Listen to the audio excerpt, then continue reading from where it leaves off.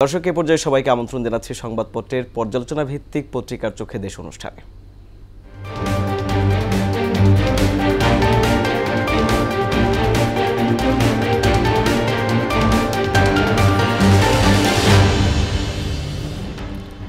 দর্শক অনুষ্ঠানের আজকের অতিথি মোহনা টেলিভিশনের যুগ্ম বার্তা সম্পাদক নয়ন মুরাদ। আমরা প্রথমেই দেখে নিব বিভিন্ন পত্রিকার শিরোনামগুলো। দৈনিক প্রথম আলোর সংবাদ শিরোনাম করেছে বাংলা ব্লকেডে স্থবির রাজধানী, ডিম মুরগির বাচ্চা ও খাদ্যের দাম বাংলাদেশেই বেশি এবং কোটার বিষয়টি সর্বোচ্চ আদালতে নিষ্পত্তি করা উচিত বলেছেন প্রধানমন্ত্রী। দৈনিক ইত্তেফাকের আজকের সংবাদ শিরোনামগুলো হচ্ছে সর্বোচ্চ আদালতে কোটার বিষয়ে নিষ্পত্তি হওয়া উচিত, যুব মহিলা লীগের নেতৃবৃন্দের সঙ্গে সাক্ষাতে বলেছেন প্রধানমন্ত্রী। ব্লকেডে স্থবির ঢাকা, কোটা বিরোধী আন্দোলন, রাজধানীর বাইরেও বিভিন্ন স্থানে সড়ক অবরোধ, এক দফা দাবি আদায়ে কর্মসূচি অব্যাহত রাখার ঘোষণা।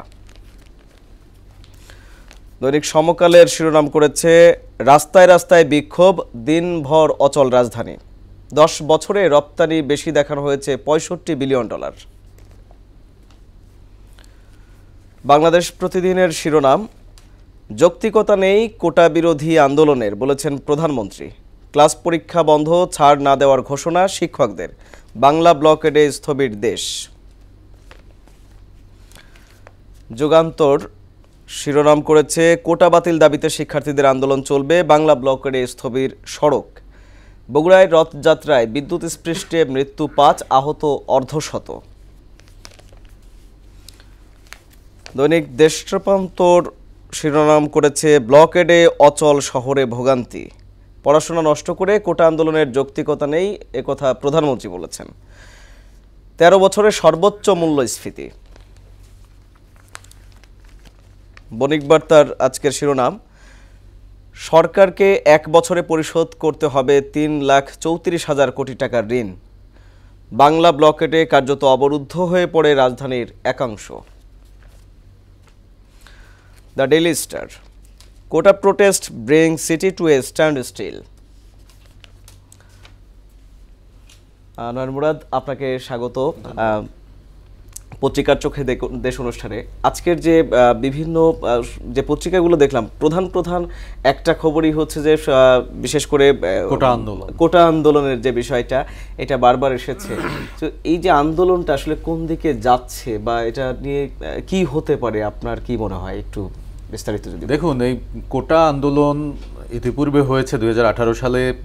কোটা আন্দোলনে এই যে আজকে যে পত্রিকাগুলি দেখলাম, যে সেখানে প্রত্যেকটা পত্রিকায় লিখেছে স্থবির অথবা অচল, এই ধরনের, মানে রাজধানী স্থবির, রাজধানী অচল, হ্যাঁ। এবং তারা যে আন্দোলন করেছে বাংলা ব্লকের নামে, সেই জায়গায় এর চেয়েও বড় আন্দোলন হয়েছিল 2018 সালে, ব্যাপক আকারে। এটা আমরা দেখেছি যে সেই আন্দোলনে এখন পর্যন্ত, এবারের আন্দোলনে এখন পর্যন্ত তো আইন শৃঙ্খলা বাহিনী কোনো অ্যাকশনে যায়নি এখন পর্যন্ত আমরা দেখেছি।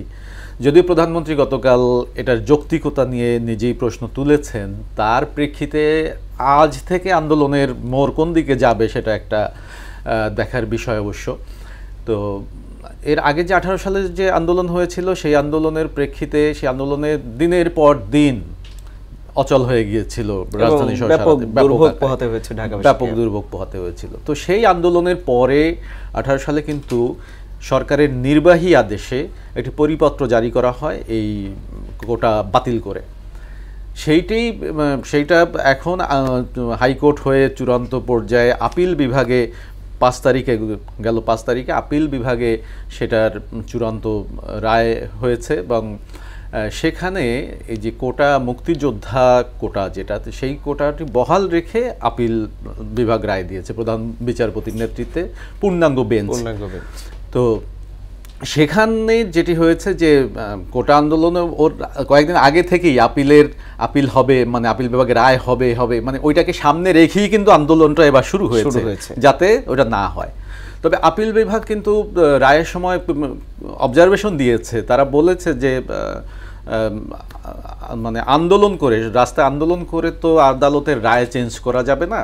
তো সেক্ষেত্রে সরকার পক্ষকে বলেছে আপনারা নিয়মিত আদালতে আবার আপিল করেন, সেই সুযোগ বা সেই অবজারভেশন আপিল বিভাগ দিয়েছে। এখন কথা হচ্ছে যে আন্দোলন চলছে আন্দোলন, মানে কঠোর অবস্থানই যাচ্ছে মনে হচ্ছে। বিশেষ করে গতকাল যে ঘটনা ঘটেছে, বাংলা ব্লকেট নামে সারা বাংলাদেশে যে তারা যে মানে ব্লক তৈরি করেছে, আটকে দিয়েছে, সেই জায়গা থেকে মনে হচ্ছে যে তারা আরেকটু মানে কঠোরের দিকেই যাচ্ছে। আজকেও তাদের অবস্থান কর্মসূচি আছে। তো এখন কথা হচ্ছে যে প্রধানমন্ত্রী নিজে যখন গতকাল বলেছেন যে এই আন্দোলনের যৌক্তিকতা নেই, অথবা শিক্ষার্থীরা আন্দোলনের নামে সময় ক্ষেপণ করছে, তারা পড়ালেখা নষ্ট করে এগুলি করছে, তো প্রধানমন্ত্রীর এই বক্তব্যের পরে কোন দিকে যাবে সেটা আমাদের যেমন দেখার বিষয়। একই সঙ্গে প্রধানমন্ত্রী কিন্তু আরেকটি কথা বলেছেন, সেটি হচ্ছে যে উচ্চ আদালতই এটি নিষ্পত্তি হওয়া উচিত। এই উচিত শব্দের মধ্য দিয়ে আমরা এটা ধরে নিতে পারি যে এটা একটা সমন্বয় হতে পারে। বা আর একটি বিষয় হচ্ছে যে মেধা, ওরা যেটা বলে যে আন্দোলনকারীদের একটা স্লোগান আছে যে মেধা না কোটা, মানে কোন দিকে যাবে। তো সেক্ষেত্রে এখন মুক্তিযোদ্ধারা বাংলাদেশ স্বাধীন করেছে, তাদের তো একটি জায়গা আছেই, অবশ্যই আছে, এবং কোনোভাবেই তাদের সেটাই অস্বীকার করার কোনো সুযোগ নেই। আর ওরাও কিন্তু আন্দোলনে, আমরা যারা সাংবাদিকতার, কয়েক সেকেন্ড সময় নিচ্ছি, আমরা যারা সাংবাদিকতার দৃষ্টিকোণ থেকে কিংবা এটি কাভার করতে গিয়ে দেখেছি যে ওরা কিন্তু সরাসরি এই মুক্তিযোদ্ধা কোটার বিরুদ্ধে কথা বলে না, তারা এটাকে একটা যৌক্তিক জায়গায় দাঁড় করানোর চেষ্টা করছে যে মেধার ভিত্তিতে। এখন কথা হচ্ছে সাংবাদিকতার দৃষ্টিকোণ থেকে যদি বলি, মেধা এবং কোটার সমন্বয়ে কিভাবে করা যায় এমন একটি পথ সরকার নিশ্চয়ই আবিষ্কার করবে, যাতে এই ধরনের আন্দোলন শিক্ষার্থীদের মানে লেখাপড়া বাদ দিয়ে কিংবা জনভোগান্তি যাতে কমে। ওকে, আপনাকে অনেক অনেক ধন্যবাদ নয়ন মুরাদ আমাদের সঙ্গে যুক্ত হওয়ার জন্য।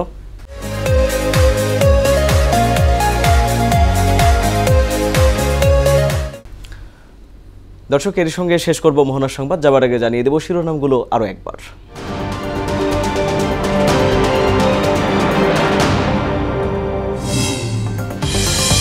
তিস্তা প্রকল্প নিয়ে নতুন সংকটে বাংলাদেশ, ভারত ও চীনের টানাটানিতে পরিস্থিতি বুঝে সিদ্ধান্ত।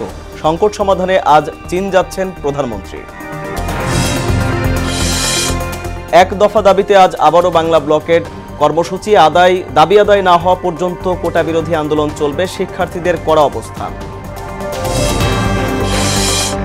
বন্যায় বিপর্যস্ত 18 জেলা, সুরমা ও কুশিয়ারার পানি বিপদসীমার উপরে। কুড়িগ্রামে নিম্নাঞ্চল প্লাবিত, সিরাজগঞ্জে পানিবন্দী 50,000 মানুষ। এবং 26 বছরেও নাগরিক সুবিধা বঞ্চিত কুমিল্লার চান্দিনা পৌরসভার বাসিন্দারা। সড়কের বেহাল দশা, জনদুর্ভোগ চরমে, দ্রুত ব্যবস্থা নেওয়ার আশ্বাস। দর্শক, এই ছিল মোহনা সংবাদে। পরবর্তী সংবাদ দুপুর 1টায়। এর আগে সংবাদ এক নজরে দেখবেন দুপুর 12টায়। মোহনার সবশেষ খবর জানতে ভিজিট করুন www.mohana.tv। সংবাদ দেখতে পারেন ফেসবুক, ইউটিউবেও। এতক্ষণ সঙ্গে থাকার জন্য ধন্যবাদ।